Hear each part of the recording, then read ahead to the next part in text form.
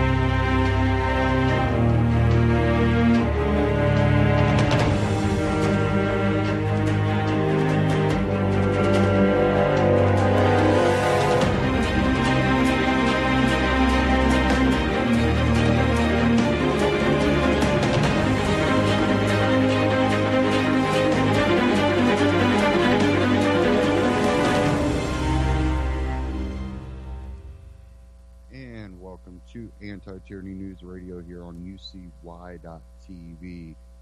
Thank you for joining me this evening. This, sad to say, will be the last broadcast on this network. This network will be shutting down, and we will find alternative ways to bring this broadcast to you, and I'm currently trying to work on getting a network started. And I just want to say, first off, I thank UCY and Jules especially for this. I've actually been working with Jules before this network, and came to her when she started this network. We were on another network that she was hosting a show on, and I had previously been on a couple other shows on that network, and she went ahead and started having me on as a guest on her little show. And, you know, when she started this network, I was more than happy to come join her. And it's been 5 years now that we've done this network, and I've done my show on this network, and it's always been a pleasure to work with Jules, and I wish her nothing but the best in the future, and I hope to hear more information from her, because she's done a great show, which you just heard before this broadcast, and really brings a lot of information and a lot of knowledge to the table. So hats off to Jules. And, you know, when I first started doing this, I've never been someone for the spotlight. I just never seek attention. But when, you know, I really, from back 2006, 2007, 2008 election, you know, I just seen the direction that this country was headed. And I also seen that a lot of knowledge, a lot of philosophy was being lost. And you really see it nowadays. And it shows like this, networks like UCY, that have basically kept away the book burning, the modern day book burning, and that doesn't reach everyone. It really doesn't, and you see that in what they call the millennials. I'm supposedly a millennial now because they've changed. Oh, you know, a millennial was born after this date, and that date kept changing. You know, I remember when the the phrase millennial really first came about, they were like, if you were born after, I think it was 86 or 87, you're a millennial, or it might have even been 88. And I never really paid attention because, again, it was a very new term at the time. And now they say, well, a millennial's anybody born after, I think it was 2 years ago, they were saying any millennial that was born at 85 and after. Now they're trying to say 83 and after, and I'm like, they keep moving the fence, but I really relate to Generation X. I grew up with the green screen computers, Nintendo and all that. When PlayStation came out, people like me didn't even like, what is this? It just it blew our mind. But the what I consider millennial really is people born late 80s, which I would consider 87, 88, 89, because they really didn't start understanding or comprehending anything until the really the 90s, the late 90s, where time the 90s hit and everything. I was born in the mid 80s, and right at the beginning of 85, and literally right at the beginning of 85 I was born. And most of my friends are born, a lot of them are actually in their late 40s right now. And but a lot of my friends that even when I grew up when I was a kid, they were born 82, 83, 84. I was one of the younger people in my class because of how the age and time and when school starts and all that. So really, I grew up with Generation X. I didn't grow up with the millennials. Really, the whole stereotypical millennial came real shortly after I was out of high school. I was already in college, and then I start watching the new generations, and I'm like, these people have no understanding of the way I grew up. It just, they have a complete different understanding of the world, which I think is pretty construed and not realistic. And so I look at it, and I think the new generation is really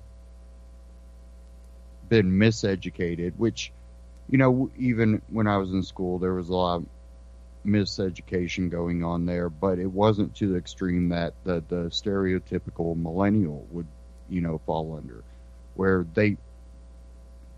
I was at least taught the Constitution, how the Constitution was written.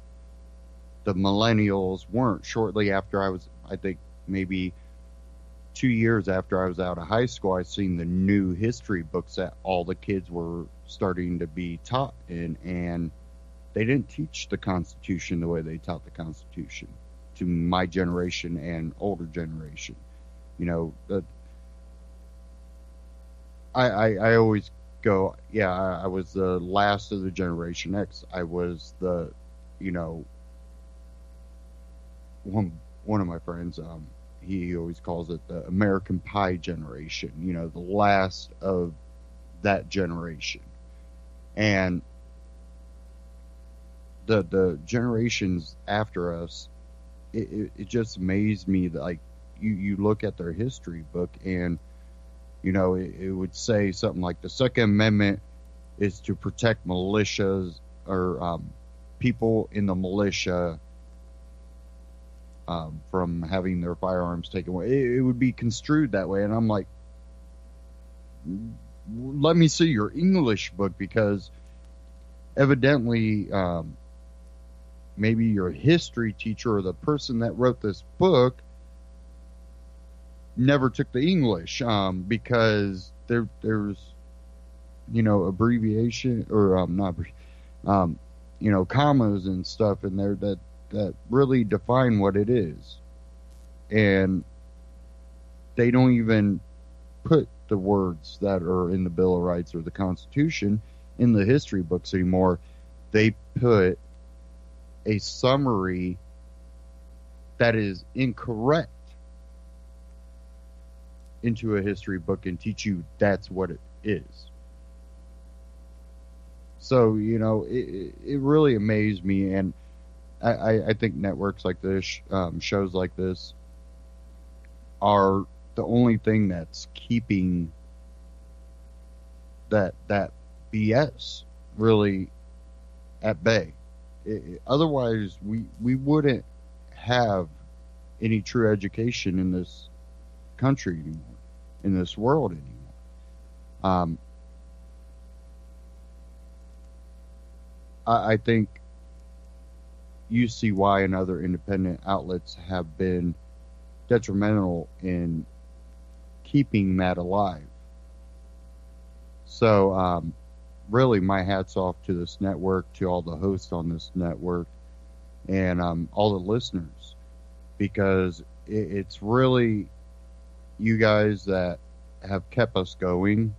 Not monetary. Oh, you funded it. No, your passion for the truth, your passion for true history has really inspired people on here to keep going.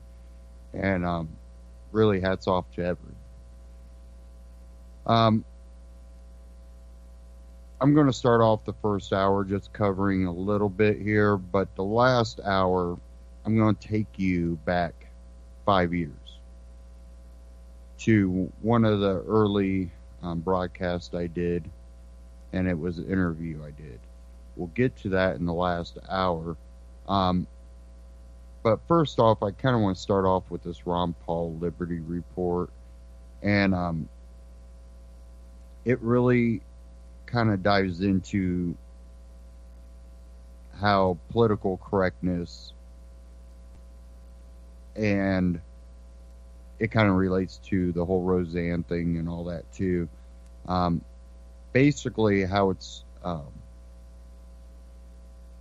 really trampling on the First Amendment, because like I said last broadcast, it's ABC, it's their company, it's Disney. They can make the choice to do what they want. All my point is calling out the hypocrisy, saying they're not, some moral standard, because they're hypocrites. They Roseanne made one bad tweet that can be construed as racist, even though I don't think she was saying it in a racist context. It was just a remark she was making that, yes, it can be construed as racist because of the terminology she used. But at the same time, you have other people on your network that have said and done purposely hateful and disrespectful things, that they do it constantly. It's not like it was an accident, happened one time. No, this is something that is almost an everyday occurrence by these people. And now supposedly, they told, watch what you say or do on social media, because, we'll get backlash because we got rid of Roseanne. That should, send out all the red flags. But I'm not going to tell them to, let's stop the View. No, I think that if you really are taking, as a company, taking this moral stand that, those things are unacceptable, and her saying a racist comment is unacceptable because you construed it as racist, then if you want to have a moral standard, you have to equally apply it. Otherwise, you're not doing it for a moral reason. You're doing it more for a political reason. And we'll get into this Liberty Report about how the political correctness is really affecting it, because now you got people on the right that are going, yeah, let's ban this, ban that. No. You start banning anything that offends people on either side, you have no free speech. You have no counter argument to whatever the government decides they want. So let's go ahead and dive into this real quick.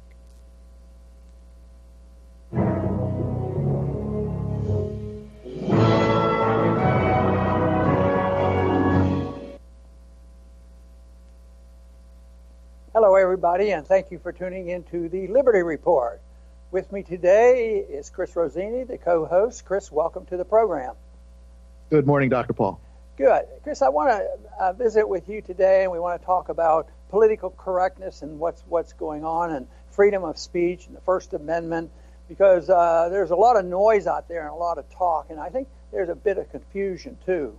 And that, of course, is dealing with the First Amendment, which is a pretty important amendment. There was a time, at the origination of the country that we didn't need anything like the Bill of Rights, because everything was supposed to be left to the states, and don't even emphasize this in detail. Anyway, they wrote the Bill of Rights, and of course, the first phrase in the First Amendment is the Congress shall write no laws. And I think that's pretty good.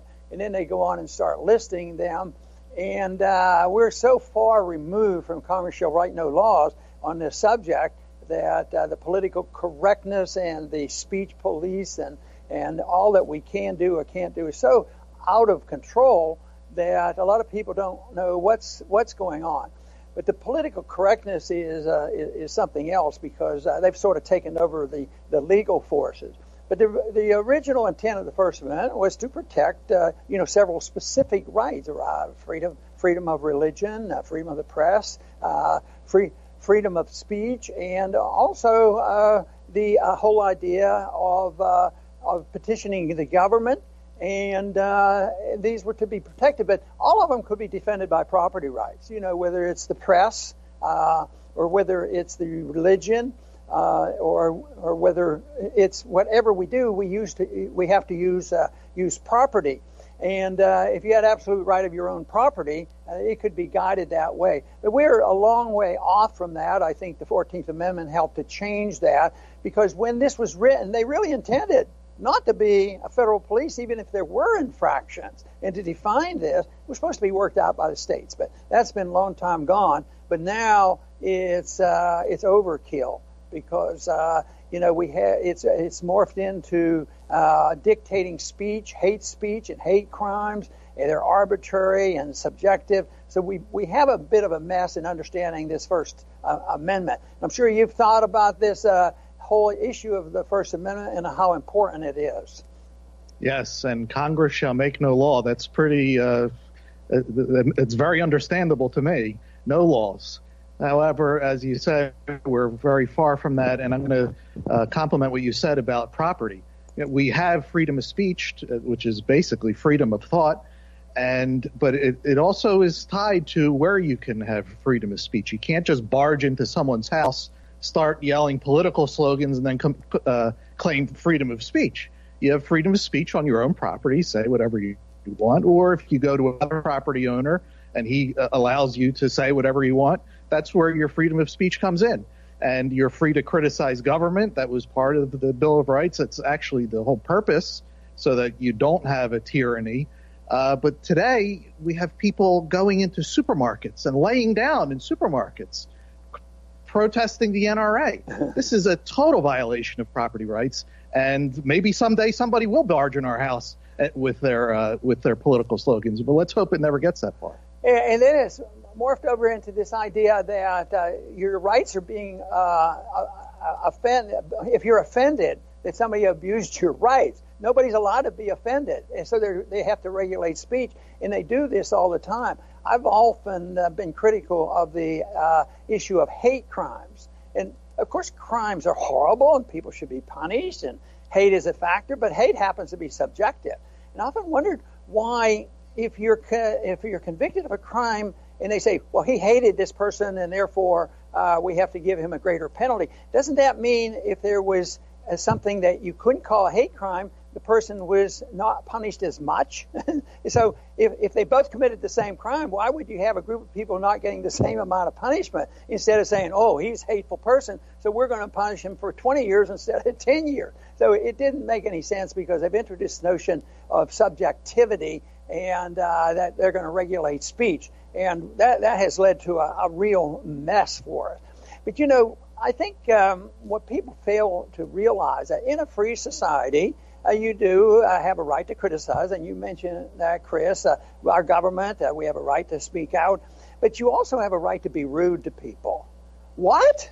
You can be rude to people? Yes, you do. And that person that's being, rude to has a right to, just forget it and get rid of this guy. Stay away from him if they're going to be rude. But this whole idea that government's going to come in and teach people to be polite and courteous, I think that's a fallacy. They're trying to build character and virtue by saying if we have enough of these PC regulations that we're going to make everybody virtuous. And to do that, they have to destroy liberty. But for most part, sometimes that's just an excuse to promote their agenda, and saying, well, you can't say this and this because that's not nice, and therefore they want to regulate it, but they're really out promoting their agenda. And that too often is what that we're dealing with and the problems that we have.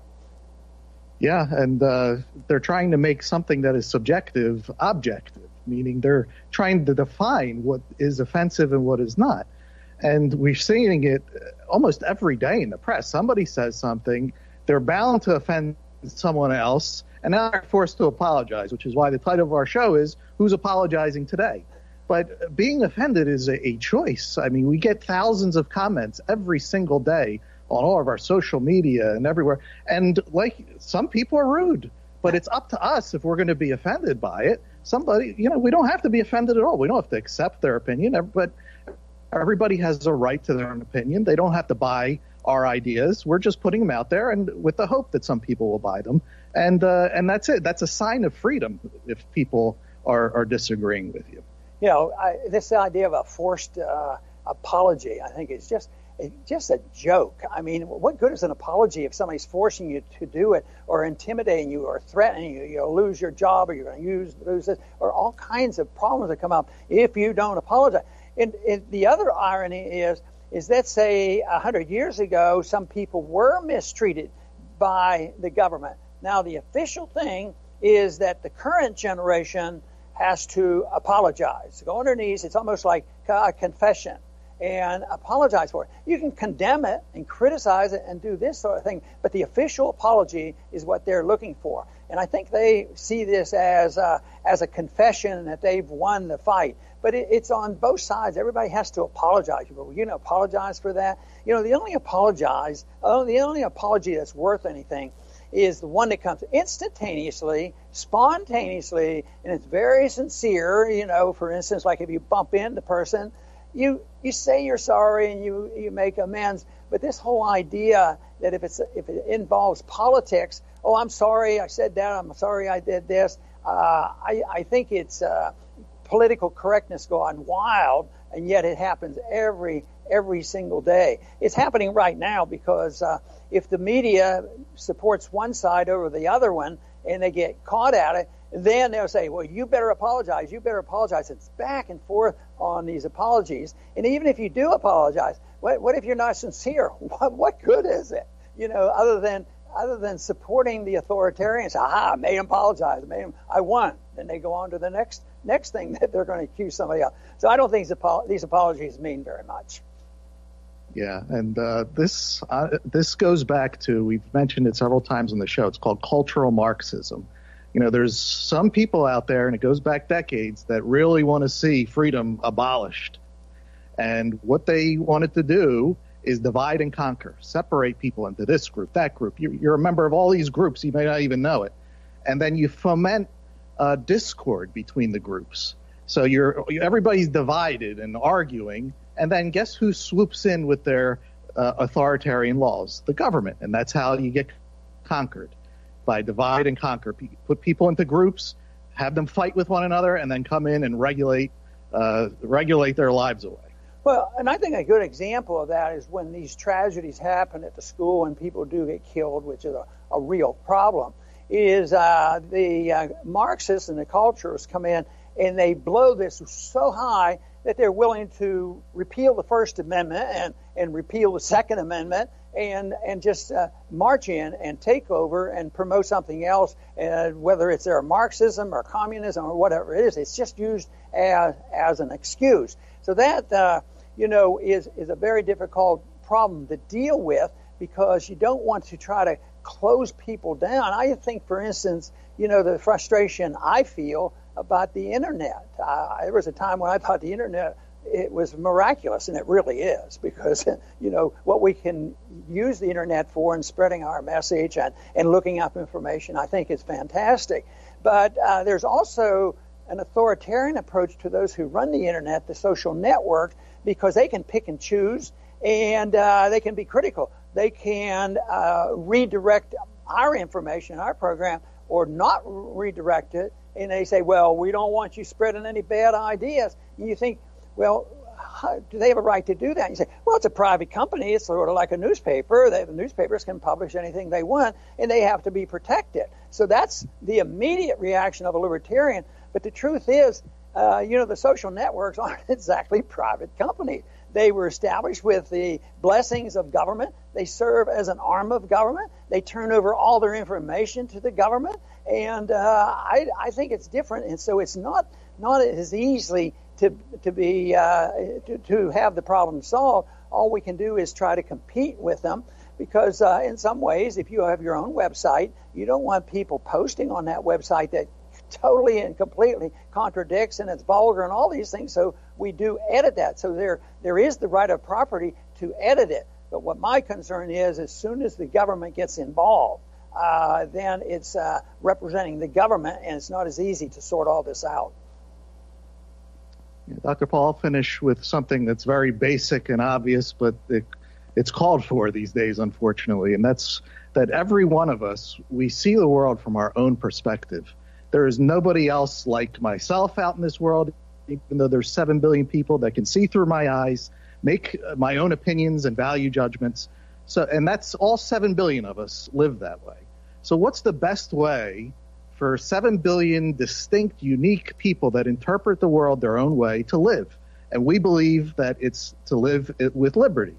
Think, say, do what you want, as long as it's on your property or somebody that allows you to use their property, and no aggression. You can't keep your hands off of other people and their stuff, and allow them to have their own opinions, whether you agree with them or not. Right. I think that's perfect. No lie, cheating, stealing, and harm to other people would solve a lot of our problem. But I think one of the understandings that we have to deal with this problem is that when you have a big government getting bigger and bigger and more intrusive, the only concern they have is keeping their power. They lose their ability to really solve the problems, and we're approaching that because our middle class is getting wiped out, and there's a financial hurricane standing out there. But when you're critical of the economic system and the people who are making all the money and control the economic power, they don't want to hear the truth about the Federal Reserve. The same way with foreign policy. If you say the foreign policy has nothing to do with defending our country or protecting our freedoms or our constitution, they don't want to hear it. That type of truth is treasonous to the dictatorships. And in the empire, they do not want to hear that, so they turn it into a lie, and those people get into trouble.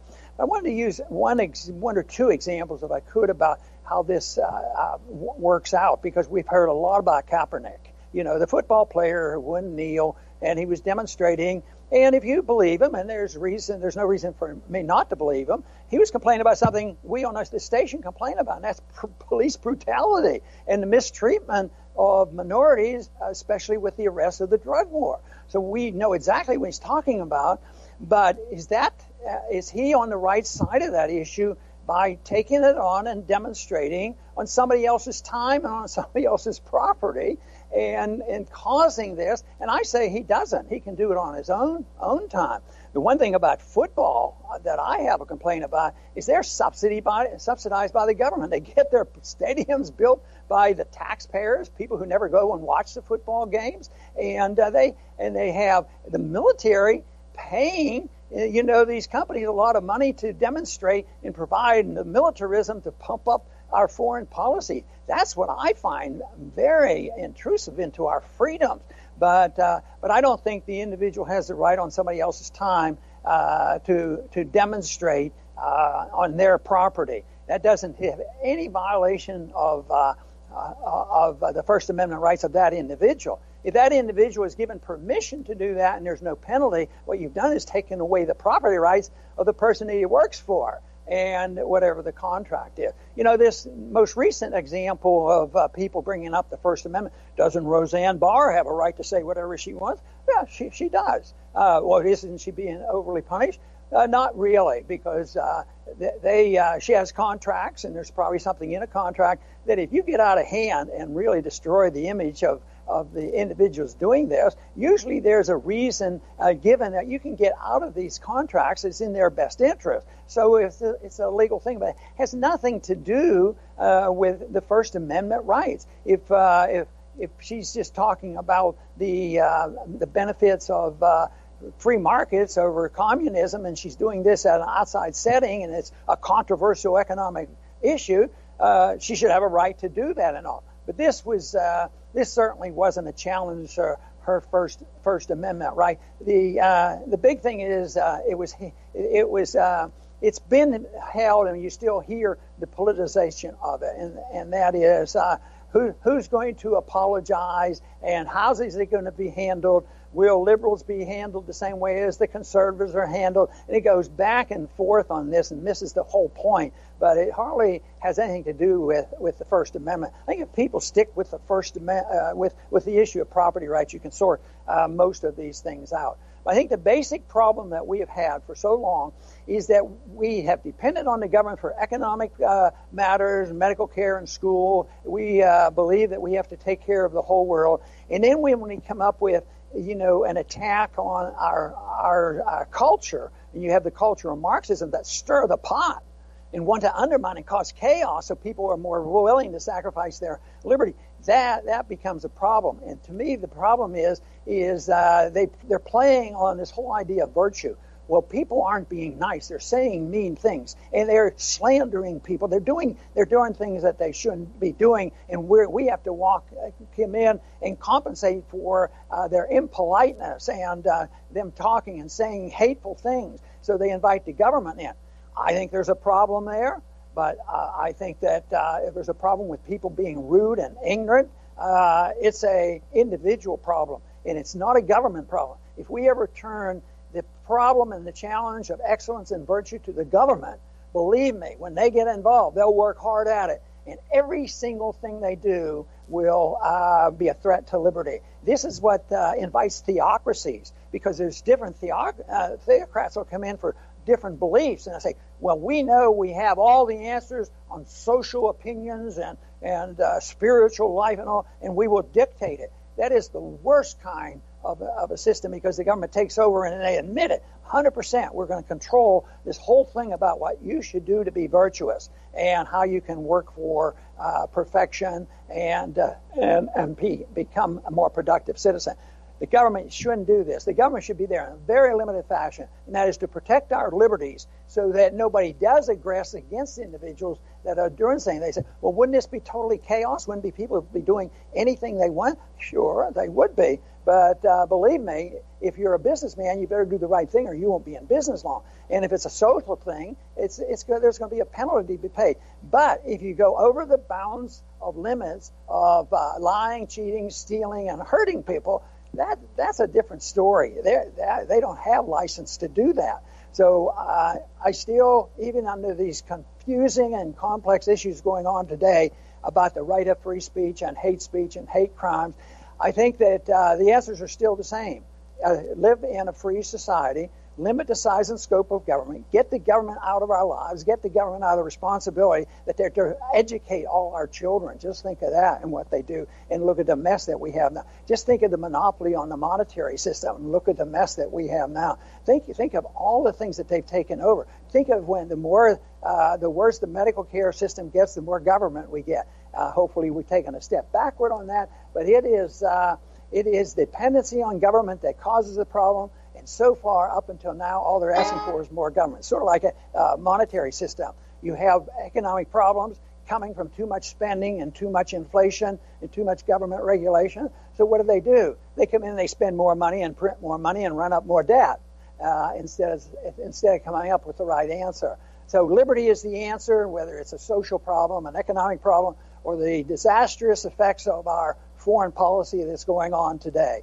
So the answers are there. Our traditions have taught it to us. But right now we've drifted a long way because we have been accused that truth is treasonous, whether we talk about our foreign policy or describe exactly what's happening in our system today. So all we need to do is get enough people to look toward liberty, and we will find our answers. I want to thank everybody for tuning in today to the Liberty Report. Please come back soon.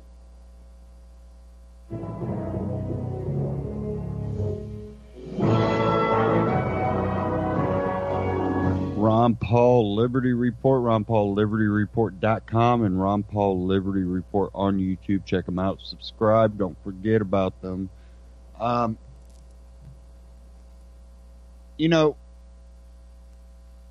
Again, I've already basically kind of described this, freedom of speech, and property rights, it's ABC's company. They should have the right. And, some of the same people going, ABC, is abridging people's First Amendment. Well, no, the same way that those same people were going, oh, the baker shouldn't have to bake the cake. Well, the baker should have to bake the cake, but ABC shouldn't be able to fire Roseanne because they don't like what she said. My only deal with it is how they try to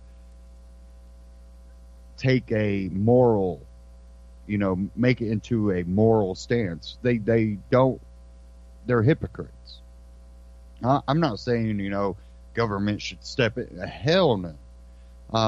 But they're hypocrites. They're not being a moral, compass of any sort. Again, Roseanne said stuff I don't like. I'm not trying to shut her up. But at the same time, these companies are being hypocrites and political.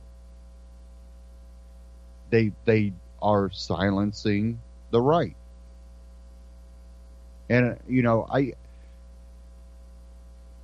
I feel the same way about, Facebook and Twitter and stuff, but the problem I have with those groups is they've turned it into more of a utility board. That'd be like if someone went out in a public space and a public park decided, hey, we're going to put up a public message board that everybody can post on. But then they go through and rip down anything that the right puts up, won't allow it. Well, hold on, now you've created a public place, but then silence opinions you don't agree with. That's the part I have trouble with these social media outs. And I would say, well, they're companies, we need to start something different, which I do say that all the time. And I really don't ever go, shut down Facebook or shut down Twitter. I don't go that far. But what I do think is, well, as long as companies like Google or Facebook or Twitter or any of these companies decide to take a political stance on one side and silence the other on their platforms, they should get $0 in subsidies. And really, he pointed out the NFL. I believe that the NFL should not get any type of governmental funding. They shouldn't get subsidies from local governments to build these stadiums. I don't watch sports. The only type of, so-called sports I watch, which most people don't even consider them sports, is, shooting competitions, hunting shows, fishing. That's really the only type of sports stuff I get into. There's a few other ones where it's more beyond just playing a game. It's more of endurance or skill in a sense that, can you run a football? No, I'm not going to watch that. I don't want to watch two teams battle each other. It's not really that. I don't even like watching fishing to see what team wins. It's really not about that for me. I think it's more, I try to learn from it. We're using this bait. This is how we, get the bait through the water. That's more, I really don't get into the competition of a team against a team. When it comes to like shooting sports, again, I'm not rooting for no team. I just like to see talent. And I just never really got into football, basketball. For me, it was too team related, where it was like, I'm for the Bengals or I'm for the Colts, or I don't care. I don't cheer for teams. Same way in the political. I don't cheer for a political side. I cheer for what ideology. Is it a freedom? Does it relate to freedom? No, then I don't care. I don't care who you are, left, right. If you're going to really fight for freedom, I'll back you up until you stop. Excuse me.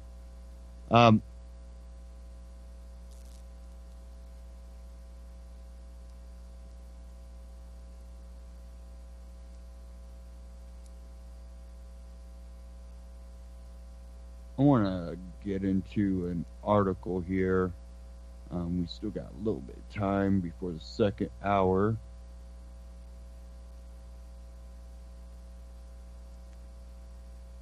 And this one really hit me. This out of reason.com, because I've been an advocate for medical marijuana and stuff like that, which I'm glad that Trump signed the right to try. But I still don't think it goes far enough, because it really, you have to be terminally ill to be able to try something different. No. I think that it's your body, and no matter if you're terminal or you have some type of disease, or, you're just sick. I don't think that a hospital, local government or federal government or pharmaceutical companies have a right to dictate to you what you can do and what you can't do. This out of reason.com really hit me hard, because I've seen the research, and definitely there's a lot of research, not on really marijuana itself, but CBD and other compounds within cannabis, whether it be hemp or marijuana. The evidence is really out there, and it's ignored. In this story, out of reason, Georgia kidnapped this boy because his parents used marijuana to stop his seizures.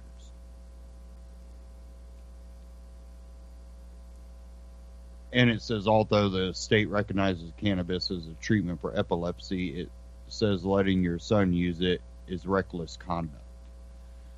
Georgia recognizes cannabis as a treatment for epilepsy, and notionally lets certified patients process up to 20 fluid ounces of low THC oil an extract that contains a negligible amount of marijuana's main psychoactive component, but a substantial amount of CBD, the ingredient that reduces seizures. That privilege is mainly theoretical, however, since there is no legal way to produce or obtain cannabis extract in Georgia. Given that glaring defect in the state's medical marijuana law, it is easy to understand why Matthew and Susanna Brill let their 15-year-old son David smoke cannabis in a desperate attempt to control his epileptic seizures.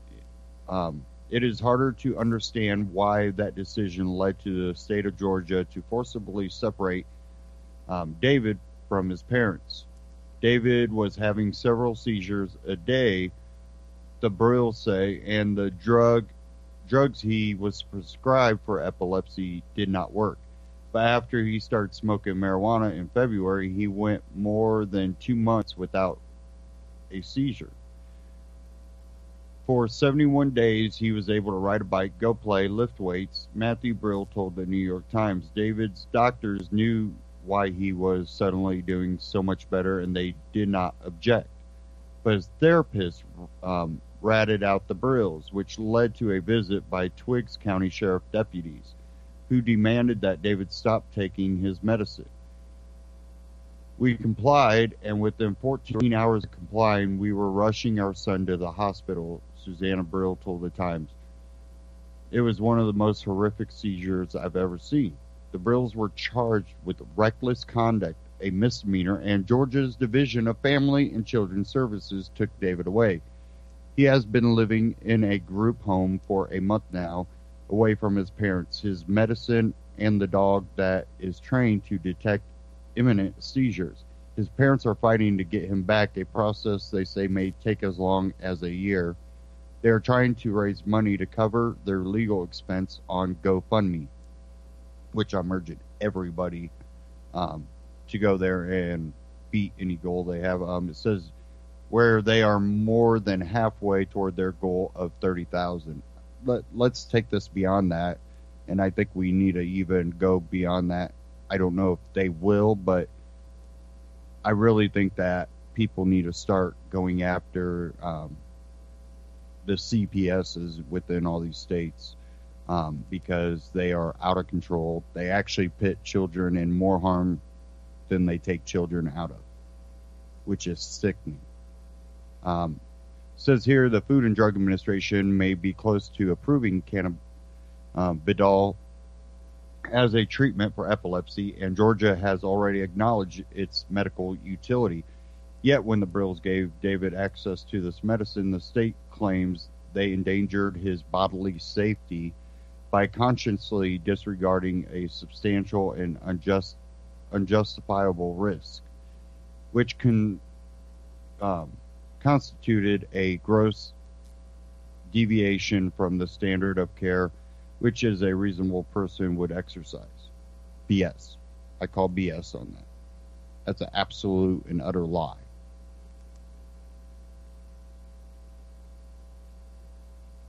At a press conference today, Twiggs County Sheriff Darren Mitchum defended his department's handling of the case. Whatever the law is, it's my job to enforce it, he said. The fact is, as of today, marijuana is not legal in the state of Georgia to process or smoke or use for recreational use. And that's it. Well, he wasn't using it for recreational. He wasn't doing it for fun. He was doing it because it was a medicine for him. Mitchum added that he could have charged the Brills with cruelty to children, a felony, but that's not what we are doing. Instead, he said, we are trying to, on one hand, understand their position if what they are saying is true, while at the very least still doing our job like we are supposed to do. Actually, you're a sheriff. You're supposed to protect the people, not the government. A constitutional sheriff would have been like, I can't enforce that law because it's unconstitutional. Unlike prohibition, where we changed the Constitution to outlaw alcohol, there is no constitutional change to outlaw marijuana or cannabis.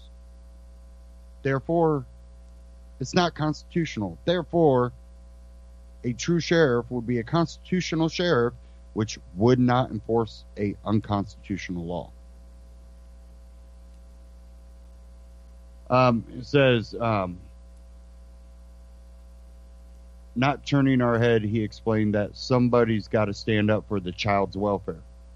That was the parents. You actually took the child's welfare and put his welfare in danger. So not only do I urge people to help by going and finding the GoFundMe page,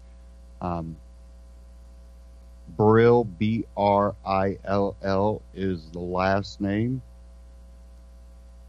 B-R-I-L-L.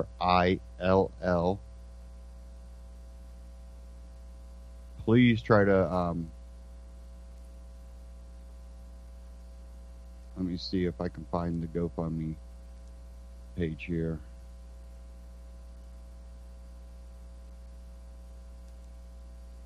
Which right now they are at 28,924.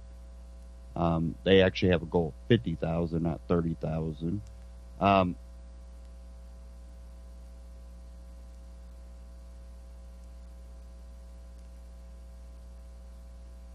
find the.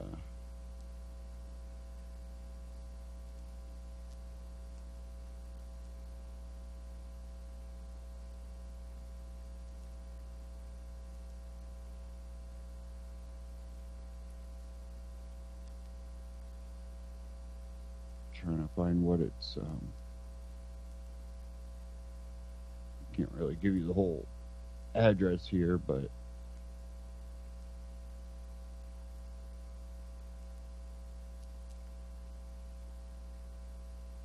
legal help for special needs kid.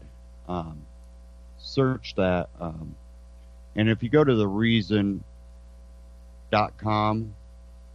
and click the little highlighted where it says raise money in the sentence on the paragraph, they are trying to raise money to cover their legal expense on GoFundMe. Click that little raise me, it'll take you right to it. But it's help for special needs kid. Search for that, and I really urge people to really help him out. Basically, he's been hospitalized after they had to take him off of it. And then when they take him to the hospital because of the seizures, because they can't give him proper medicine, now he's hospitalized.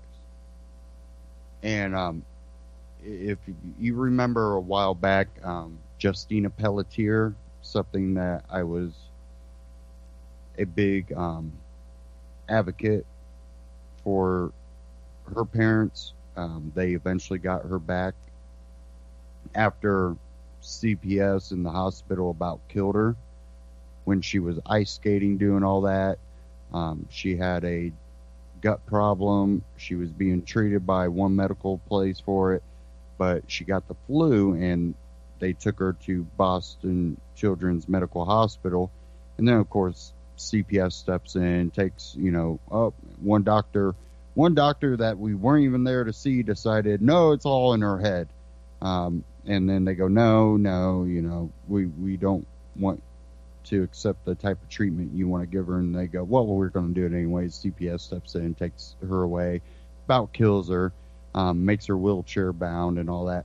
Well, they're going to do that, and if this family doesn't get the help that they need, this child might die from this. And if you've ever seen anybody with epilepsy, and especially ones that get put on epileptic drugs, tend to get 10 times worse, and there's enough evidence that they died from that.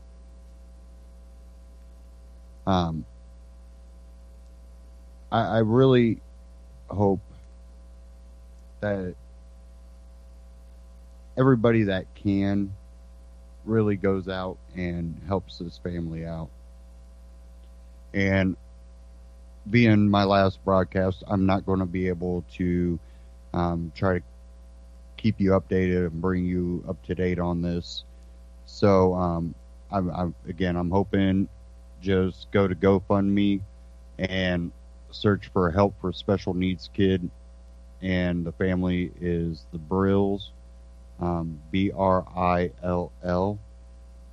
And hopefully this gets situated. And again, they're seeking 50,000. I would like to see that go up to 100,000. Otherwise, I truly believe this kid's life is in danger, being under the state's hand. Shoot, just look at history. There hasn't been a point in history that kids under state control have been better off. People are like, what are you talking about? There's a lot of kids that, they've been adopted. Yeah, after they were adopted, they might be better off. But under state control, they are never better off. So again, go there, try to help them out.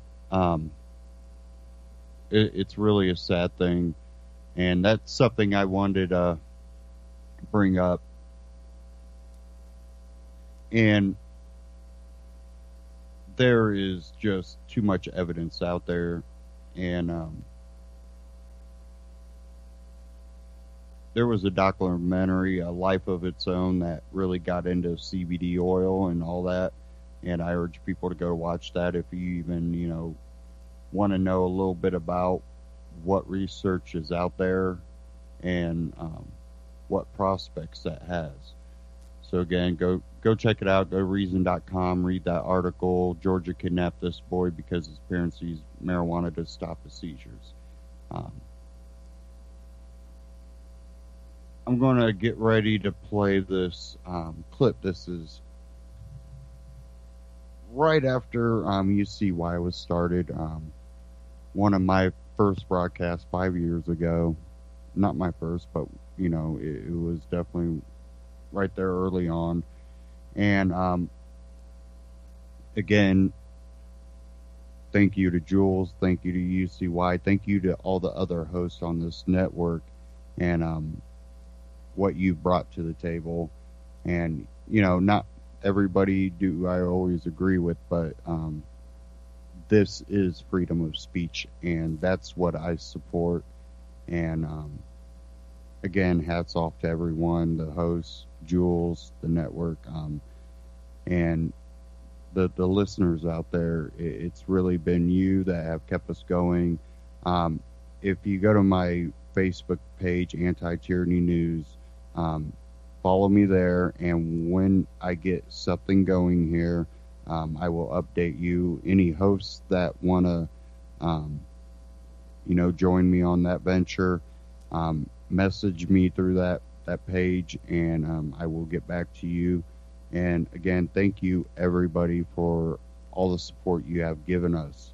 And I'll see you somewhere else. We'll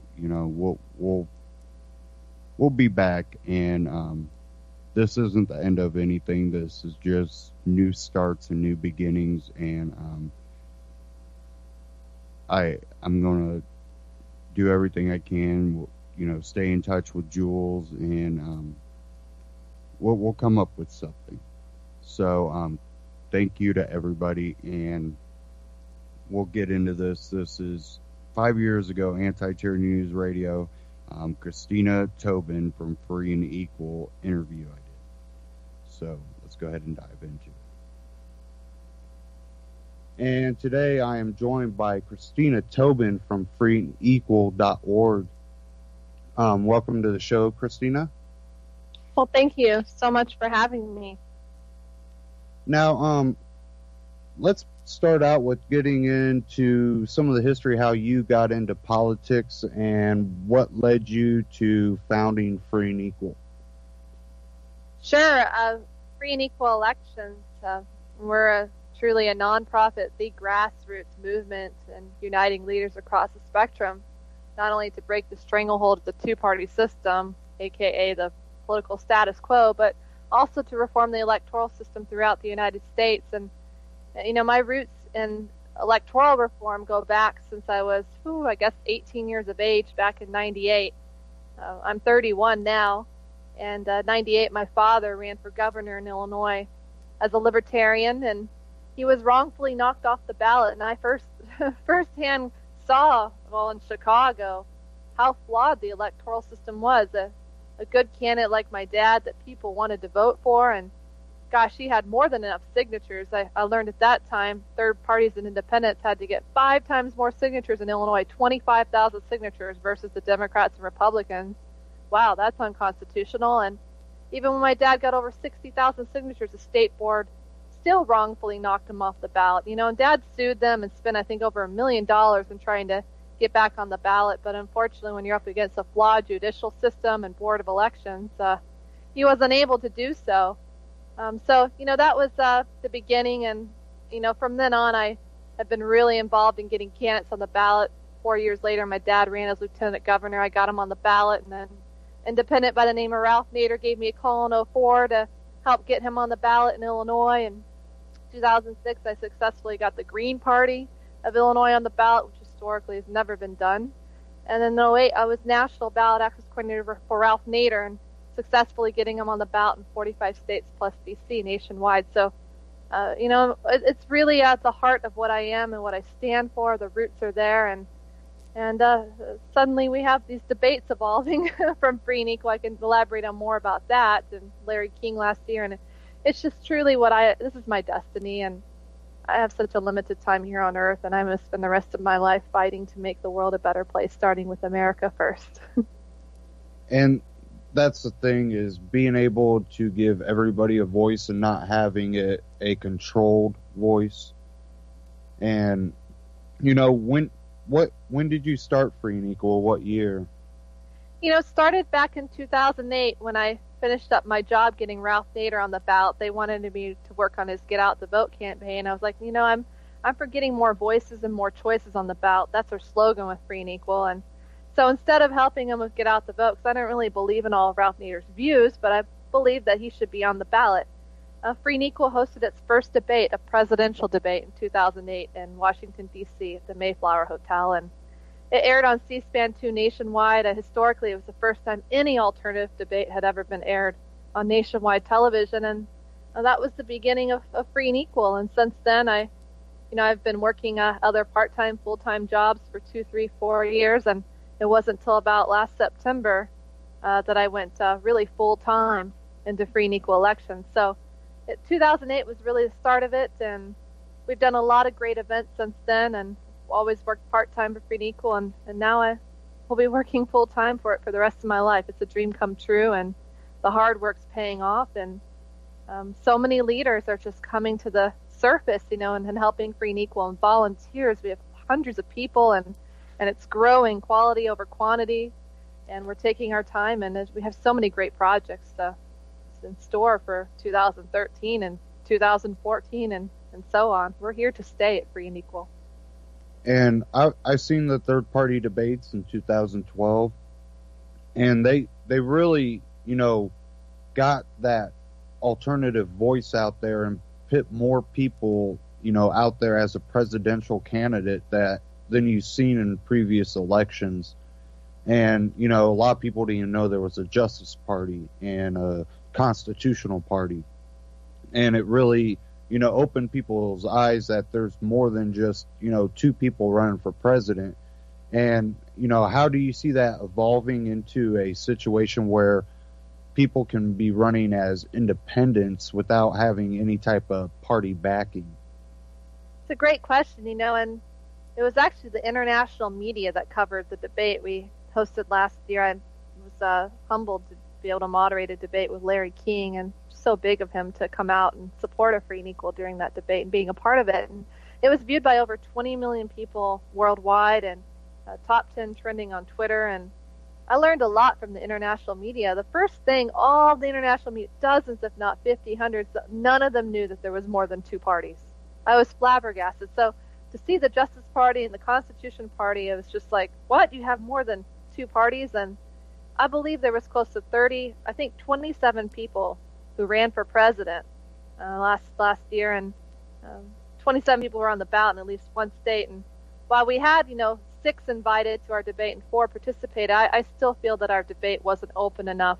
I want free and equals debate to be open to all and let the people decide through, instant runoff voting, which candidates they would have in the debates, and I can assure them that'll happen in the future. But, in any case, independence is your question, for running for office. And I do see after the presidential debate, I see this huge movement of independents running for the 2014 races, and of course even more in 18, if not every single race. And the only way we're going to fix our tainted electoral system is by replacing the D's and R's who have gotten us into the problems that we have today. And being again on the inside for ballot access, and for example, getting the Green Party of Texas on the ballot back in 2010, my petition company got 93,000 signatures, working with great leaders within Free and Equal Inc. That is, within 12 days, we got 93,000 signatures and successfully got the Green Party on the ballot. And I got caught up in a lawsuit, the Democrats and Republicans, in the lawsuit back and forth. And I firsthand just saw how the two parties work together.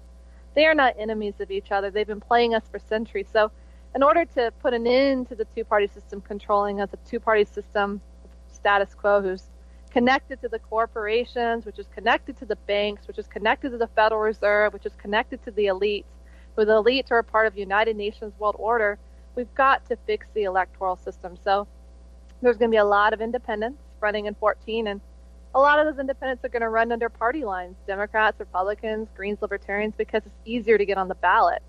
And over time, those ballot access barriers will cease to exist come the 2018 races. But here at Free and Equal, we're going to create a national database to give them a level playing field, and working and building so many other leaders, organizations, authors, comedians, on and on, musicians, really, really key, and helping to create that level playing field. We have a long-term plan for that, Free and Equal.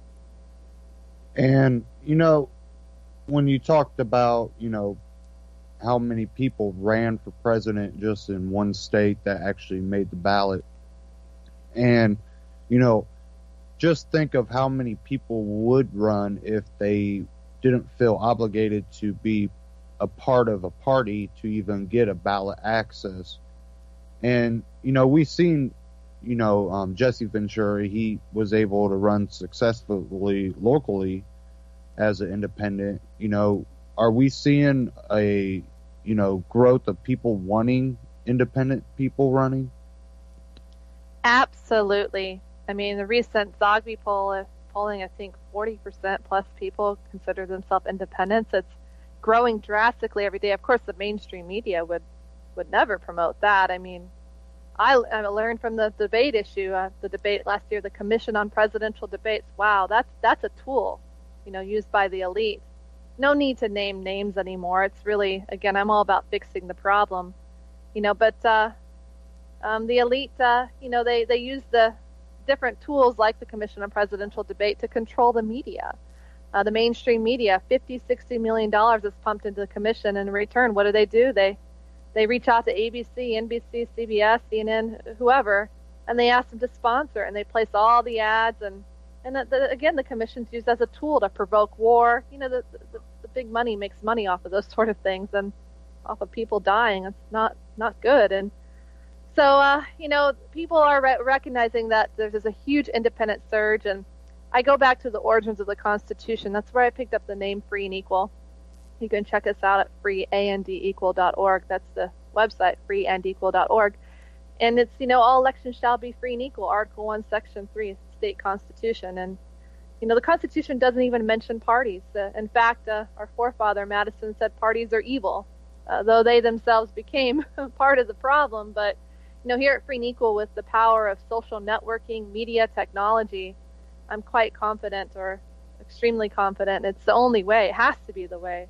What's going to happen is independents are going to take back our government, and government will be cut back, and integrity will come to the surface, and we'll have an efficient government, or whatever evolves beyond that, but at least in that direction as to what our forefathers wanted. So, our national database is going to bring about integrity not only in the electoral process and the people in office, but maybe even later on, doctors, lawyers. There's going to be no end to what we're doing. It's a long-term, lifelong plan.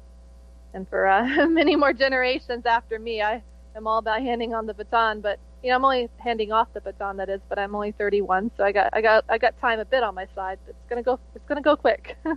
And I really see Free and Equal really growing.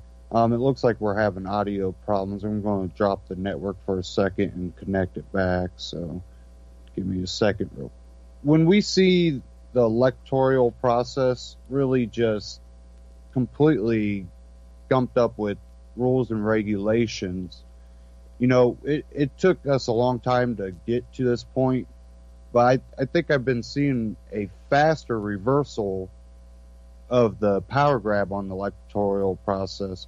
And we've seen that through a lot of, social media outpouring about, the third-party debates in 2012 and people talking about, alternative presidential candidates.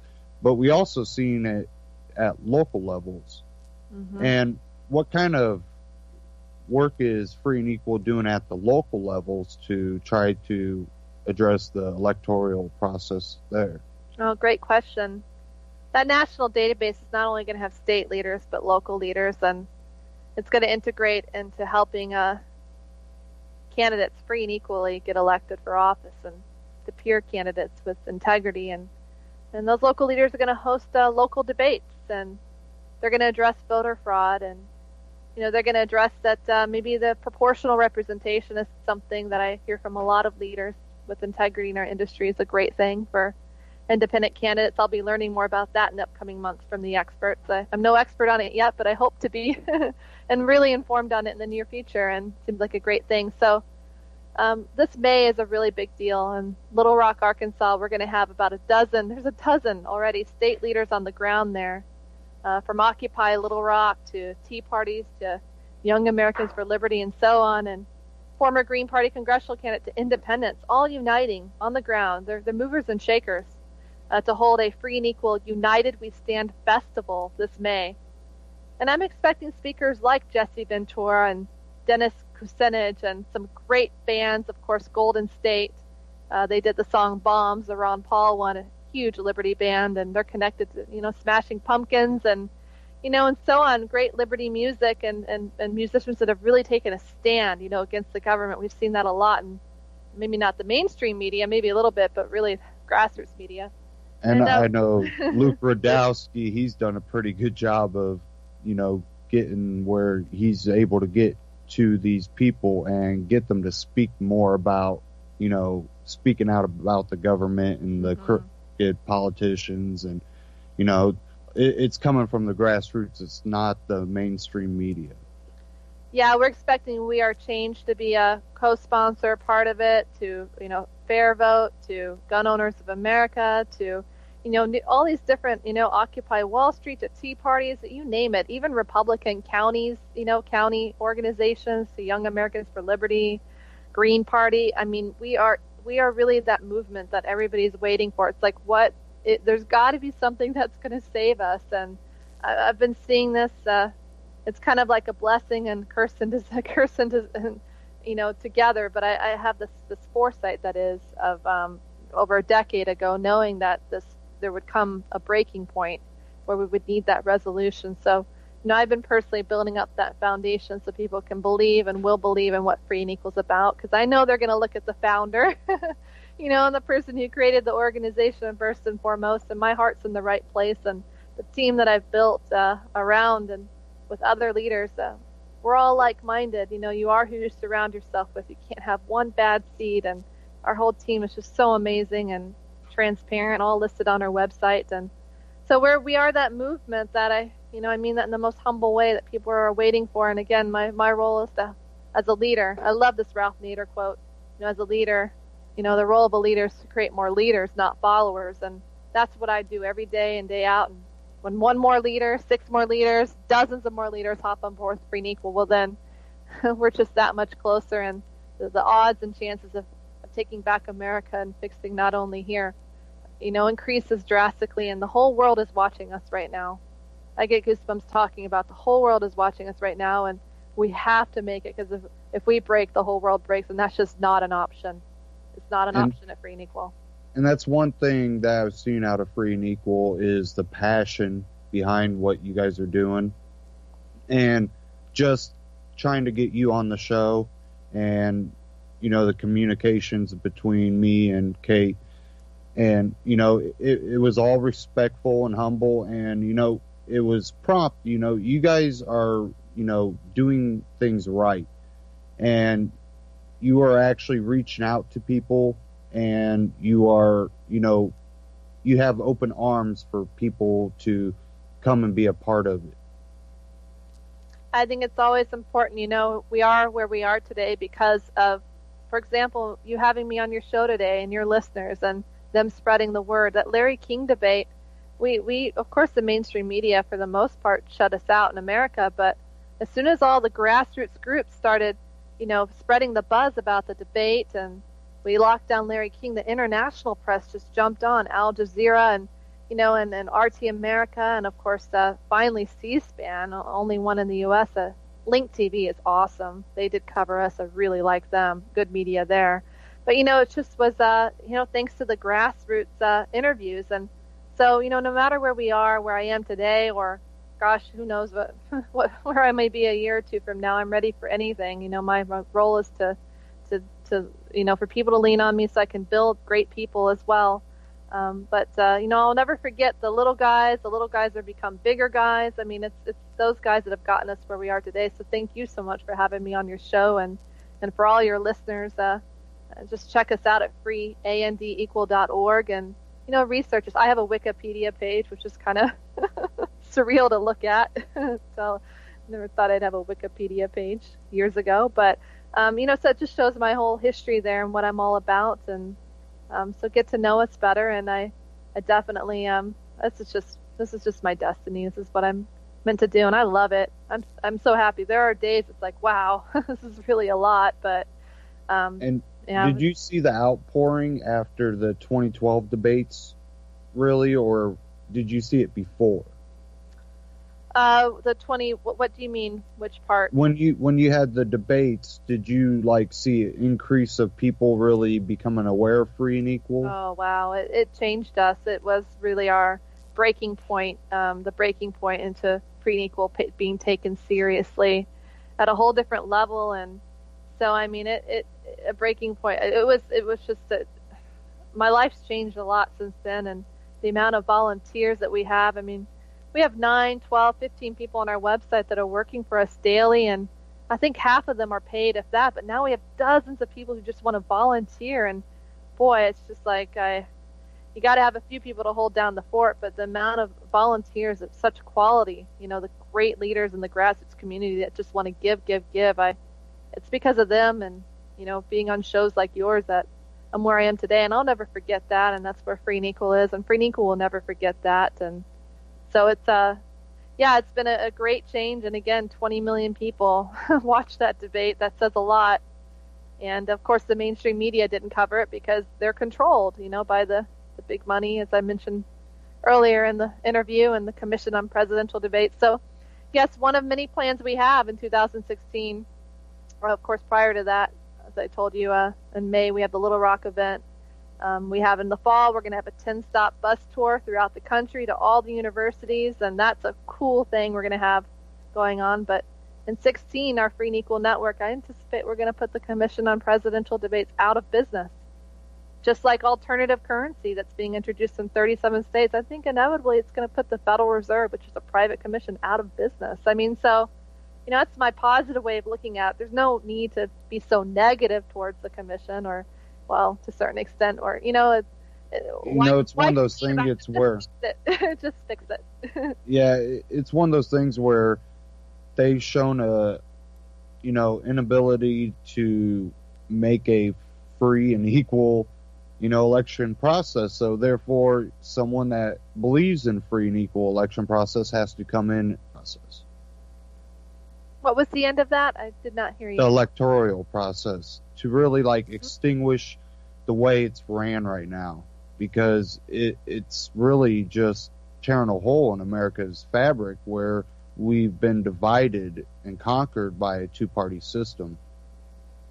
I couldn't agree with you more. And free and equal, when we do that tour in the fall, 10-stop, maybe even more university tour, I'm meeting with really well-known Hollywood producers of movies that are mainstream that are interested in what we're doing, in LA next week. And, and the designers we have coming on board Free and Equal are, designers behind really great Liberty, the top that want to be a part of Free and Equal. And, just bringing all this greatness together, that tour in the fall, we anticipate each stop is going to focus on a topic that's important to the people, whether it's the Patriot Act, SOPA, NDAA, drones, war, drugs, drug war, you name it. Of course, electoral reform, electoral issues will be probably our final stop of the 10 or so.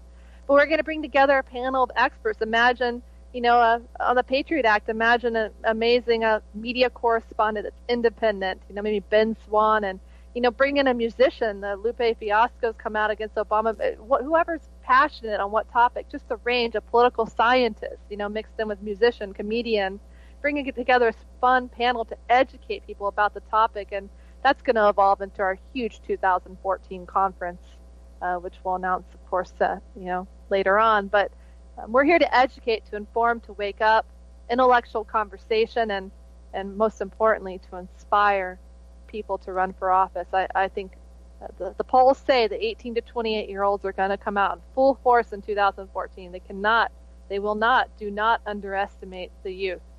The power of social networking technology. The fact that the Larry King debate changed the national dialogue. That's what I was told. I could not, when I got off stage, we're top 10 trending on Twitter. I had tears in my eyes. This is just a dream come true. And so, it's everything I've imagined, the foresight of everything that I expected to come true is coming true, and I've been prepared for it for a decade, and I'm ready to take it on to help make this world a better place, whatever it takes, within reason. And so it's my destiny to do this the rest of my life every day. And, I think you're doing even more than just changing the electoral process. I think you're really freeing people's minds to look at the impossibles actually being possible. And looking past, what we're told is possible, and saying that, we can achieve more, and we can grow our minds and grow our social interactions to be able to peacefully interact with each other without using force and violence. What you just said gives me goosebumps, because that's everything that Free and Equal, the whole team stands for, is that, the system is gearing up. They're preparing. They want us to get angry. They want us to fight. They put all the money into the police state, and as I hear more stories about from grassroots media, police and all, they're kind of not really believing in the government either, and we can't fall, and we won't fall into that trap. We're too smart for that. History repeating itself. Creating this powerful, peaceful, positive movement is the key to breaking through the two-party system that's purposely been dividing us. Having unity, not divisiveness. Spirituality. It's a very spiritual movement. This great synergy is just, it's uncanny. And so, it's you said exactly what it is. That is the answer into us transitioning towards fixing things. We don't have time to point fingers anymore. We know the problems, we know where they come from, but you can't really pin it on one person, whether it's a Rothschild or Rockefeller or Morgan. Those are names now. It's really the corporations, entities that we've got to kill the lifeline. The lifeline is those politicians in office that have been taking money from maybe not the greatest entities. And there are a lot of great entities out there that are going to give to these independent candidates, like-minded across the spectrum. And here at Free and Equal, we're going to, give them the lifeline for that, as well as the resources of how to get on the ballot, and, maybe a platform, a 10-point, 20-point platform that the people want, not what the government, the money in government wants. So, it's going to be a really beautiful thing. And I just can't. Every day that goes by, we're getting stronger and stronger steadily, and it's been a life-changing experience the last 6 months of my life in a great way. And, that's the thing is the more we see people standing up and demanding a better election process, their voice is actually being heard, because we're not seeing that in the government we have right now. We're basically going on what they want us to do, and they usually write themselves out of every law. So, we've dealt with the corruption in government for so long that I think it's a release for people to actually see someone and a group really changing that stereotype where, independents and third parties can't even be looked at. And by doing those election debates in 2012, I think that really was the start of the awakening. We're coming up on a commercial, so we'll be back right after this.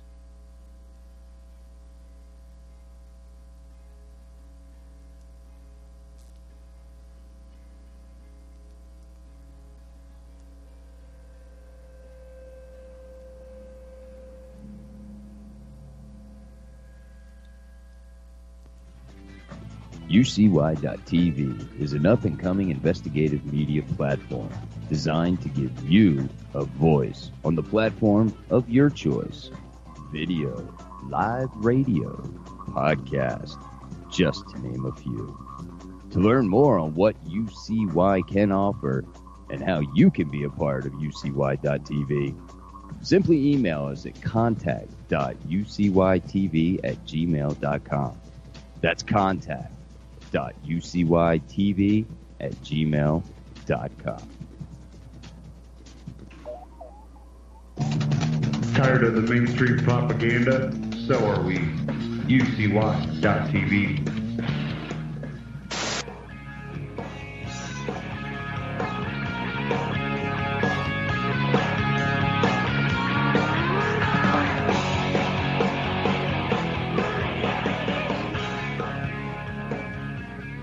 Now, so welcome back to Anti-Tyranny News here for the second half of the first hour with Christina Tobin from Free and Equal.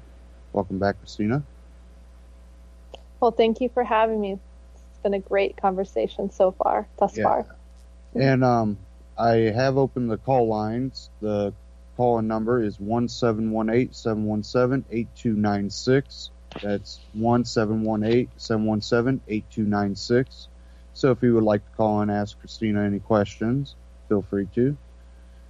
But back to what we've been talking about, the whole election process and how the mindset of America is changing, where people are more and more demanding a freer and more equal election process.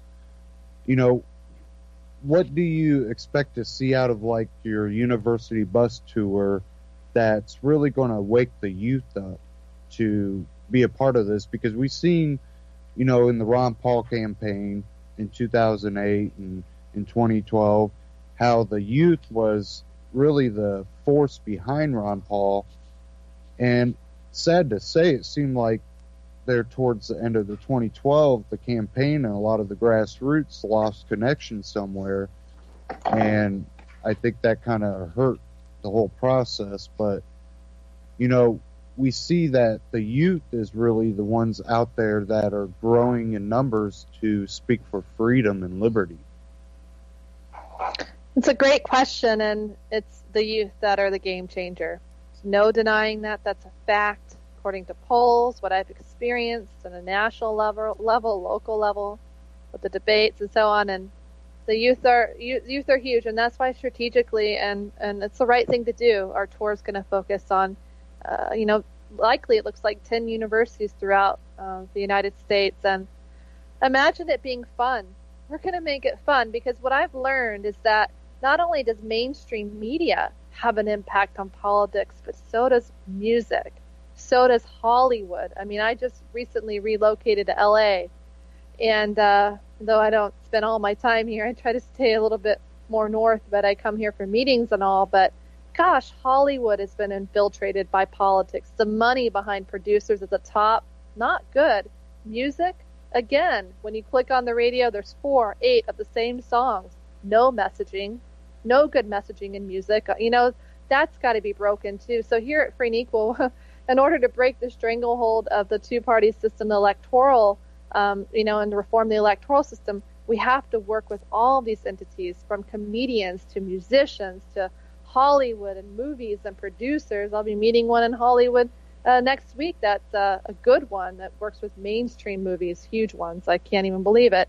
But, so it's just, we're here to make it fun. And imagine bringing in Billy Corgan of Smashing Pumpkins. He was recently on the Alex Jones show, I think not too recent, but talking about the need to have a movement, a peaceful, powerful movement. And, lots of amazing musicians from the past, the present, the current, that are going to be a part of this tour in the fall. So music, really is the key. I've learned, and in doing that, we're going to bring in great, well-known speakers of, again, celebrities to musicians to comedians. We're going to make it fun. I think our MC is actually going to be a comedian herself, a couple of them, funny and light, but also, support, that are knowledgeable about the topic and informative. So that's just kind of the extent of it. Will it be picked up by a network? Likely will it be picked up by the Free and Equal network? Probably. There's been talks of it turning into a TV series. I don't know. But one quote I live by Dr. Ron Paul, I love this quote: "If ever you can bring about revolutionary changes, 2 things would be required. Young people would have to be involved, and you would need music." Dr. Ron Paul. So I live by that every day, and we look forward to holding great events in fall. I mean, Free and Equal, we've been endorsed by Dr. Ron Paul, Ralph Nader, and many, many others. So we are really that grassroots movement everybody's been waiting for. And another thing I've seen out of the Ron Paul campaign was through the music, through like Amy Allen coming out with the Ron Paul theme song, and Jordan Page out there. I've also seen that explosion in the alternative music out there that's actually putting out a message. And people like Lupe Fiasco, he's going to be leaving Atlantic Records because people are actually craving something that stimulates their brain, that makes them really think about issues. And Smart. Go ahead. No, Lupe Fiasco, kudos to him. He will be open arms, invited to be a part of our movement, because he is the real deal. He is really smart, from both personally gets what's going on in the world, but professionally as well. Music and messaging is what the people want to hear, and he gets it, and he's true to his words. And I adore him for really seeing things so early on and taking the lead. And there's many other musicians, yes, like Jordan Page. He's actually done a song for Free and Equal, Pendulum. It's really cool. You can check it on our site too. And Golden State, they're going to be a big part. They were recently, ironically, got through the back door on American Idol, featured on there about a week or 2 ago. Golden State with the songs they have. They've done the song Bombs, the Ron Paul one. So we're going to be working with all those different musicians, from mainstream, well-known like Lupe, to maybe only more so well-known like Jordan Page, and at all the different levels, because we're going to create, unbelievably, an outlet for music as well. We'll be selling music on our website in the future, I anticipate, or having it available. I'm not even sure at this point, but it will be there. These liberty-minded musicians. And that's a great thing to do, because the more that people can spread it, and even just you pull up next to someone and you got a song on that really catches their ear, but it's also putting knowledge out, that's a way to really get people to stop and think about something and go, I kind of want to hear more of that song just to see what he's talking about. And it really can be a message spreader through music, and I've been seeing that more and more. And, you know, I hope to see it in all genres. The music industry has been so infiltrated, and the messages that they put out are, there is no good. You know, you might hear a little bit of good in one song, but the whole album, you know, that overshadows that one good message they might put out. But you see people like Lupe and Jordan, you know, they're putting out music that's consistent. And I think more people are getting interested in things like that. And you even see it in the documentary. So, you know, I hope you guys do make a documentary, you know, do your university bus tour and any of your events and put it into a documentary, because that'd be a great way through the social media nowadays to spread a message. Yeah, it's music has become infiltrated, but I can guarantee you that is going to change. And imagine a portal of a place, and I can't believe it's going to be freeandequal.org, of having all that information spoon-fed to you, where people can click on and listen to Lupe Fiasco or Golden State or Smashing Pumpkins or Michael Franti or Soja. You know, all these, just the list goes on and on. Ziggy Marley, you know, if you want to go more well-known, that great messaging in music. I've been listening to his music recently. I'm having fun. I listen to Liberty music while I work.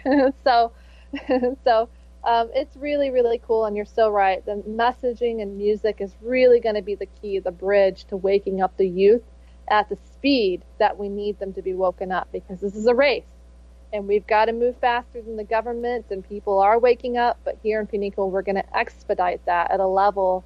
You know, it's just the government will not see it coming, or will see it coming, and I feel that even in government at the state and local levels, Democrats and Republicans, I think a lot of them are going to become a part of this movement because they're sick and tired of their own party. It's been co-opted at the federal level, you know, by the elite. I know this in speaking with the Democratic and Republican chair of California and the head of out in Arizona, that they themselves feel completely disconnected from the party at the federal level. So the power's got to shift back to the state levels, local levels, and it's going to be not parties long term. It's going to be independents, individuals. That's what I see.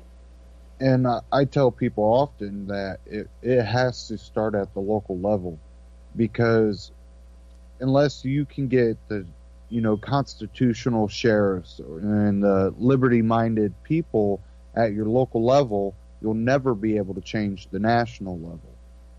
You're so right, and I commend from Stuart Rhodes, supporter of Free and Equal, Oath Keepers, to Sheriff Mack, great supporter of Free and Equal. I've actually met with them. We've actually hosted some events with Sheriff Mack and working through, I know, Constitutional Sheriff Peace Officer Association.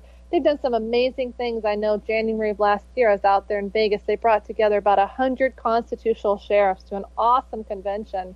And Sheriff Mack's really been quite a leader, a heck of a leader, working with all the other people I just mentioned and organizations and so on. But those constitutional sheriffs are definitely key, and they're growing stronger every day. And at Free and Equal, we definitely anticipate working with them on the local level, and ideally in our events this May, and definitely through our tour in the fall. Every stop we go to, 10 stops, I definitely am going to work with those groups to urge and have those local sheriffs come out and be there for the people and educate the police, you know, and the leaders about, hey, they have rights, and keeping it peaceful. And that's what we can do to neutralize it, so there's no unexpected, you know, problems. It's just a nice, peaceful movement, you know, there for the people as well as the police force too, to educate and inform and keep it positive. So they're a crucial part of this movement, as well as so many other amazing leaders that have devoted their lives into wanting to make this world a better place. And the way to achieve that, again, is reforming the electoral system throughout the United States. And when we do that, and the U.S. starts to become prosperous, my agenda, my personal agenda, people ask, what is it? It's beyond electoral issues. It's for people to live longer and healthier and happier. And because of our government, and the tainted electoral system, technology, science has been suppressed. We are in the dark ages. People should not be dying. I believe that there's a cure for every illness. I really do. And when we fix the electoral system, our economy is going to thrive. And when it thrives, all these issues that were divisive on are just going to become non-existent, the two-party system they create. And when we unite, it's going to make sense. It's all going to come together. And again, the synergy, spiritual connection throughout the U.S. and the world is people just want to live longer and live happy lives. We're here on such a limited time, and let's just make it great every moment we have here. It's very precious. And, through your experience throughout the nation, what states do you think have the freer election process, more liberty-minded states, and what are the worst? I'm just focusing on one state right now to take the lead, which is going to be Arkansas. I would have, Little Rock, Arkansas, of all 50 states, I would have never thought this last November till this awesome guy by the name of Mark Daniels gave me a call and said, would you keynote an in the Federal Reserve rally? Right after the Larry King debate happened, and my instinct said I need to be there. This guy is just a great leader.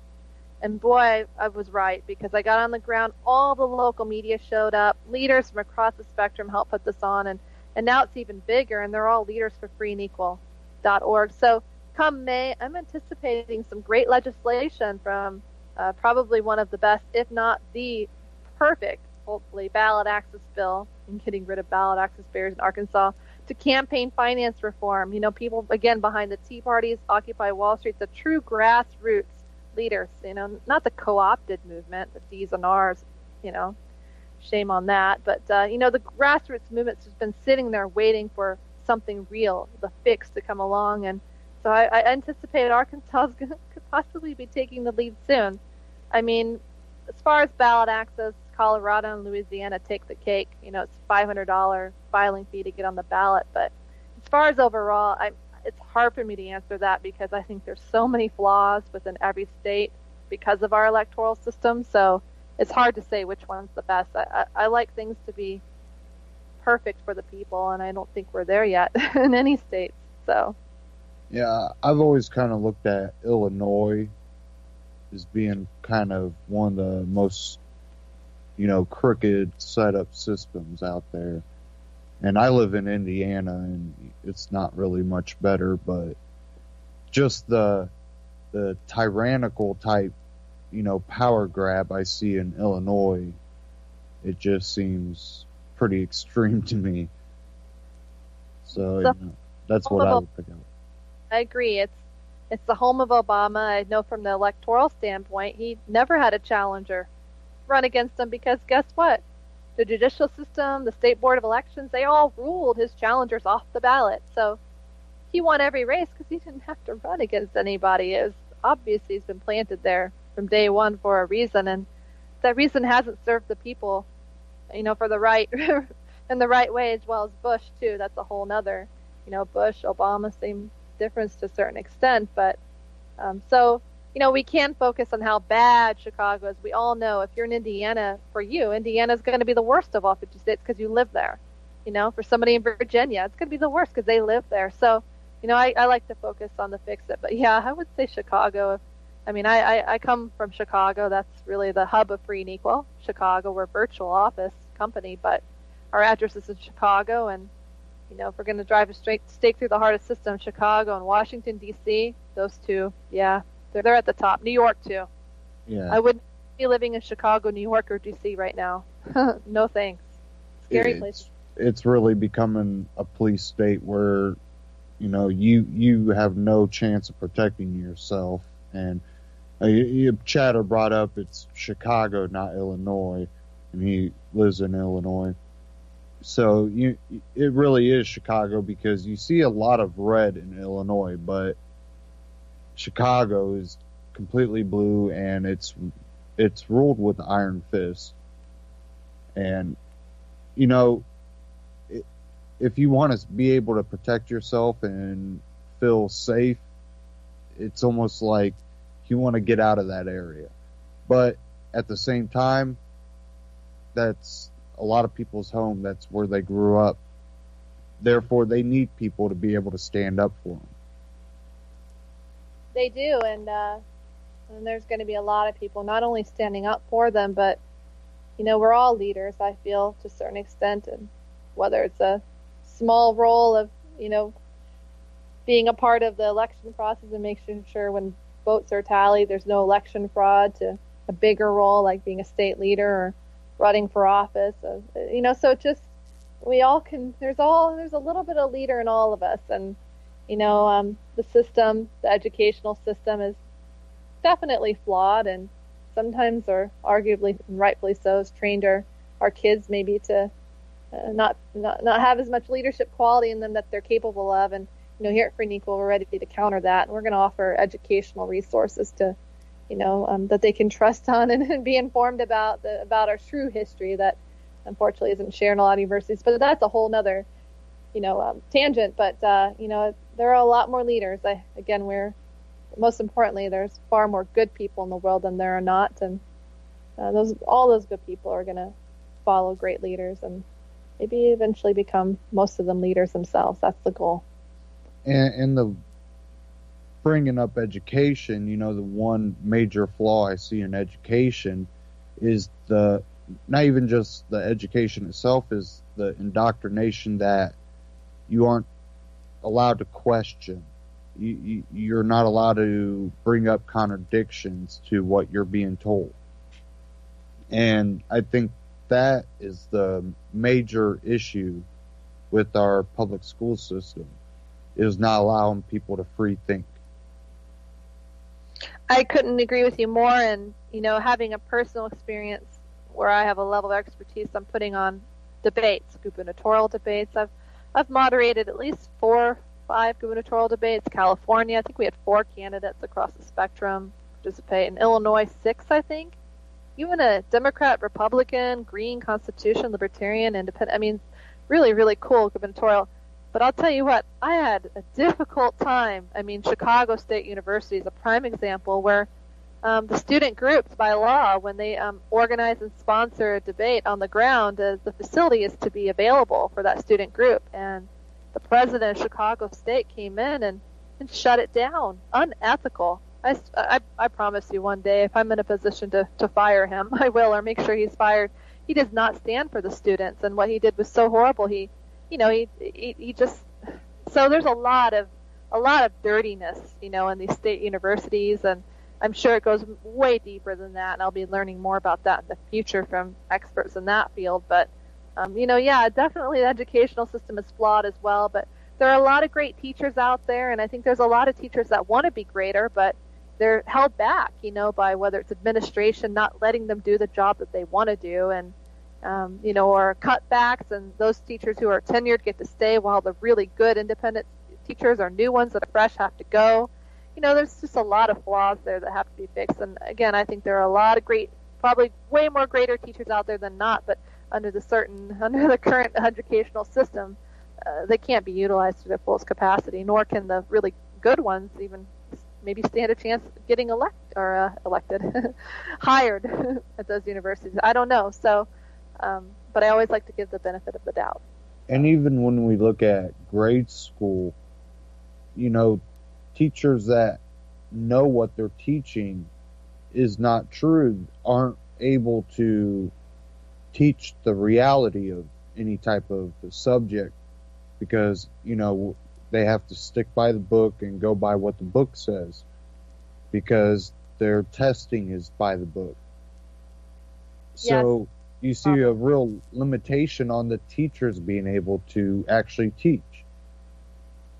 Yeah, it's like our politicians that, pass bills without actually reading the bill, and it's kind of like teachers who, give tests for their children to pass without actually knowing all of the history and, putting the right kind of questions and educational tools in front of our children. So, or teenagers or whatnot, college students, all ages. So, there's a lot of consistency, and you can compare politics and everything, whether it's educational, the political system itself, to Hollywood, to music. It's politics. I've tried to think what in life doesn't involve politics. I haven't really come up with an answer.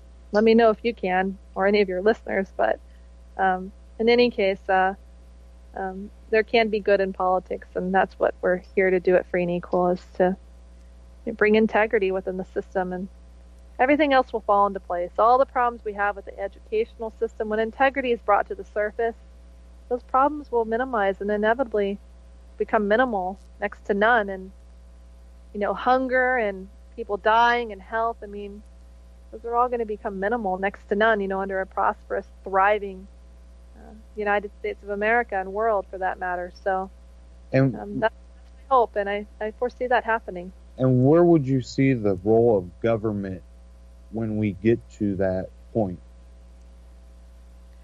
Well, back to the origins of the Constitution, speaking to constitutionalists like Michael Badnarik, and a friend of ours, I need to actually give him a call. He's a great guy. He says to get back to the origins of the Constitution, government needs to be cut back by up to 80%. My role is to bring the power back to the people, to the local levels, and let them decide, having, first and forehand, we have to at least get people, first step, in office that represent them, that are truly independent, like-minded, not controlled by bad money, to represent and unite and bring the power back to the people, the local levels.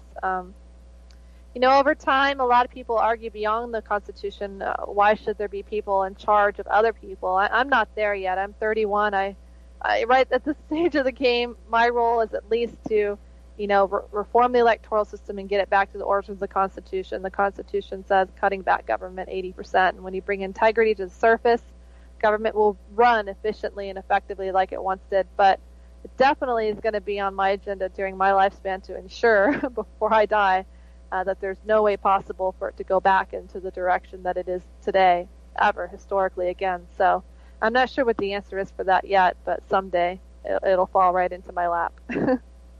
And, I look at myself as a voluntarist, libertarian person, but also a constitutionalist. And I do see that point where we don't need someone to govern over us. But I think to get to that point, you have to start at the constitutional stage, because you have to get people where they're responsible for themselves and as a community can take care of themselves without having to rely on that centralized government.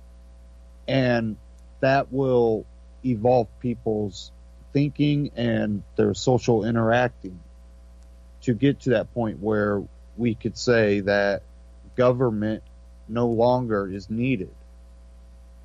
But yeah, it's going to take that constitutional step, and it's not going to be something where it goes constitutional and straight volunteer society, but there's no chance of ever getting to that volunteer society without going back to the Constitution. Absolutely. And, I have only so much foresight, but what's fascinating is that I think the one tool that our forefathers was missing when they created the Constitution, 1776, was technology and social media.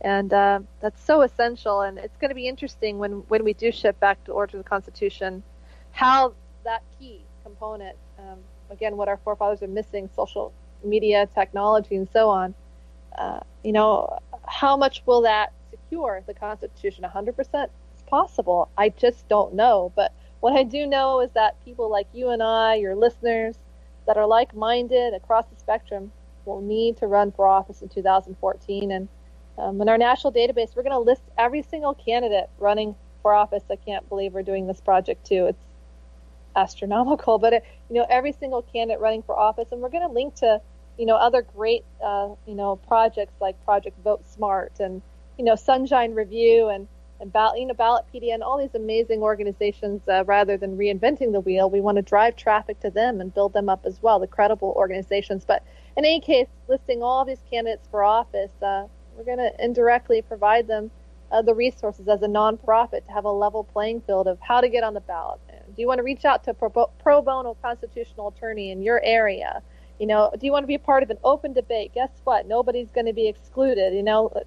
So it's just really going to be a dynamic tool hub bringing integrity within our government, the electoral processes. So where it goes from there, I don't know. People may feel completely secure with having some people in charge that are like-minded to keep it together at a minimal level. With technology and social media tying up the Constitution, they may feel 100% secure in that. But then it could go beyond that. I don't know. But my role is, to shift back to the origins of the Constitution and see where it goes from there. Let the people decide. I have a question, and it's from our chat room, and it says, what are your guys' belief on false flags? My belief is they do happen. A lot of evidence doesn't come out for years of any of it happening. Do I believe in every case that's always called out as a false flag? Of course not. A lot of it's just hyped up. I don't know what your belief is. Well, it's a new question. False flag, naval warfare, with the use of a flag other than looking at it on Wikipedia right now, so I don't answer it wrong. I'm not knowledgeable enough on that topic yet. I genuinely think that anything is possible within reason, and being around leaders that are allegedly called conspiracy theorists, mainstream media has just used that, slogan to, get people to not believe in things that may actually be true. So I'm not knowledgeable enough about that topic, but I will look into it, and I apologize I can't answer that, but from just skimming over it in Wikipedia now, it looks like something that could be quite possible. Basically, where a government, creates a disaster attack and blames it on someone to justify going in. It's reading the book, The Truth About FDR, The Deceit, Pearl Harbor. Some argue, and I think that it's quite possible that he provoked, Pearl Harbor to happen for XYZ. It's a great book. You should check it out, The Truth About FDR. And The Real Lincoln, another great book, The Real Lincoln. That guy's not really what he's made out to be by, the universities that teach our kids about him being her hero. He really wasn't. He actually was born in a very wealthy, prominent family, and wow, that guy was a lot about money. So, our government has a false flag. Definitely. Of course, then there's 9/11. I can't even touch that one yet. Free and equal is. But I definitely have spoken to a lot of leaders in that movement. And, our government, unfortunately, is capable of anything. And again, I always like to give the benefit of the doubt. But, when you have leaders like Obama in charge, I don't even have any anger towards Obama. I really don't. If he wasn't there would be someone to take his place. I always say this, and I'm all about fixing it. And, if Obama didn't abide by the rules, the books, what he's supposed to do, I know that his family would unfortunately be harmed, and I don't wish that on anybody, especially their kids, no matter what level of power they're in, the president or the guy down the street. I don't wish any harm. I just want to fix it, and hopefully, hopefully someday, like Obama's and Bush, realize that, benefit of the doubt. It's a stretch, but maybe what they did wasn't really a great thing, and I always like to give the benefit of the doubt, but our government historically has proven that they're capable, unfortunately, of anything. But again, I don't like to point fingers. I just want to fix it and keep it from happening again. There's been so many people that have died in the past. It did not need to happen. It doesn't need to continue to happen. And my role is to keep more deaths from happening, and I'm going to fight for that every day. And more, just people don't need to die, whether it's in war or having cancer, the pharmaceutical industry. It's quite flawed. The money they give to politicians, and in return, the pharmaceutical, the pill. It just goes on and on. The GMOs, it's another topic. Genetically modified organisms. That's some scary stuff. And talking to leaders in other countries, I had a meeting with the vice president of Costa Rica 2 years ago. Of Costa Rica, Alfio Piva, and he told me about how the U.S. government is bullying their sovereign nation. Costa Rica has been a sovereign nation since the early mid-'60s, I think 64, and it just made me so sad to hear, that their own people were forced to remove organic coffee, Okay, if you want to check out the rest of that, just search Anti-Tyranny News Radio, Christina Tobin from Free and Equal. And that's on YouTube. And it was almost over, but we are at the end of the broadcast. I will be signing off of UCY for the last time. Again, this network's been great. Sorry to see it go, but there are other things that are more important for the network owner. So I just want to say thanks to all the listeners. Again, follow my page on Facebook,